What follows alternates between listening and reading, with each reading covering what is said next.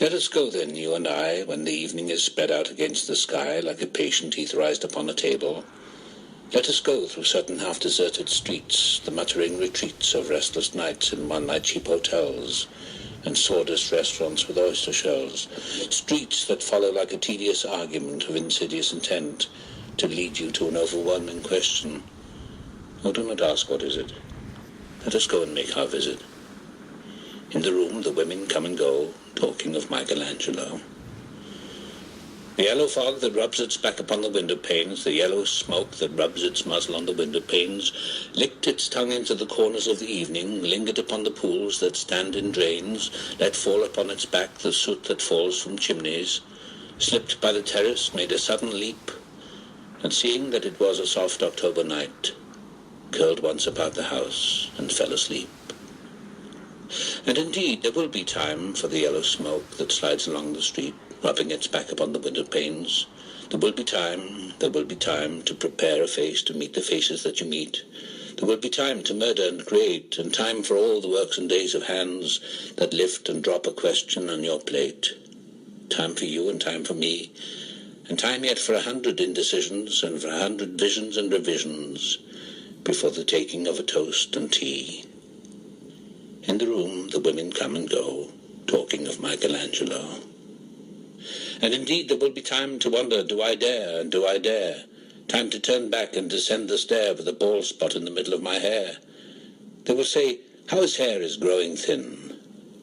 My morning coat, my collar mounting firmly to the chin, my necktie rich and modest but asserted by a simple pin. They will say, but how his arms and legs are thin. Do I dare disturb the universe? In a minute there is time for decisions and revisions, which a minute will reverse. For I have known them all already, known them all. Have known the evenings, mornings, afternoons. I have measured out my life with coffee spoons. I know the voices dying with a dying fall beneath the music from a farther room. So how should I presume?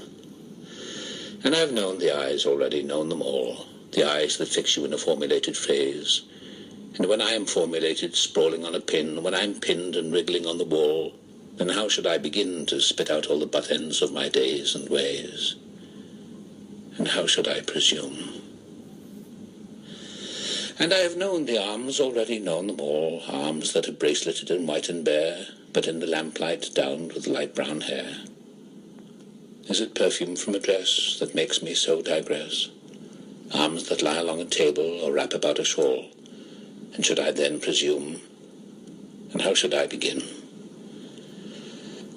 Shall I say I have gone at dusk through narrow streets and watched the smoke that rises from the pipes of lonely men in shirt-sleeves leaning out of windows?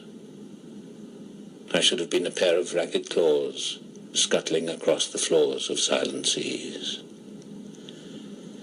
In the afternoon, the evening sleeps so peacefully, smoothed by long fingers, asleep, tired, or it malingers, stretched on the floor here beside you and me. Should I, after tea and cakes and ices, have the strength to force the moment to its crisis?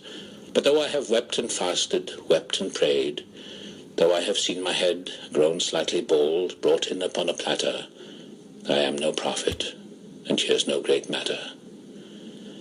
I have seen the moment of my greatness flicker, and I have seen the eternal footman hold my coat and snicker, and in short I was afraid.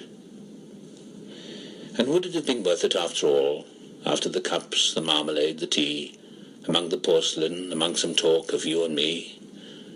Would it have been worthwhile to have bitten off the matter with a smile, to have squeezed the universe into a ball, to roll it towards some overwhelming question, to say, I am Lazarus come from the dead, come back to tell you all, I shall tell you all?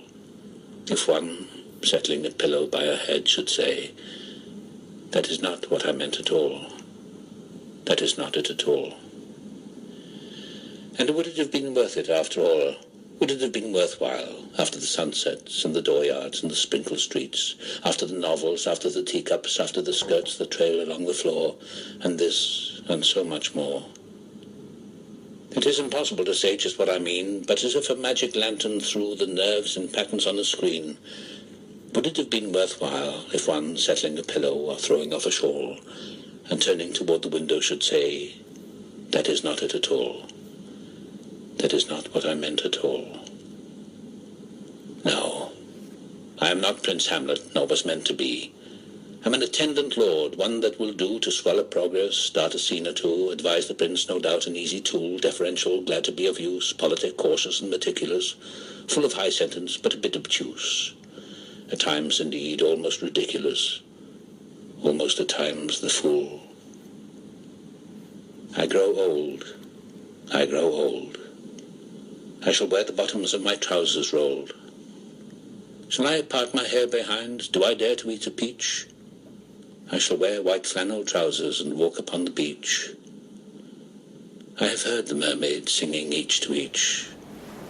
I do not think that they will sing to me. I have seen them riding seaward on the waves, combing the white hair of the waves blown back, when the wind blows the water white and black. We have lingered in the chambers of the sea, by seagulls wreathed with seaweed red and brown, till human voices wake us, and we drown.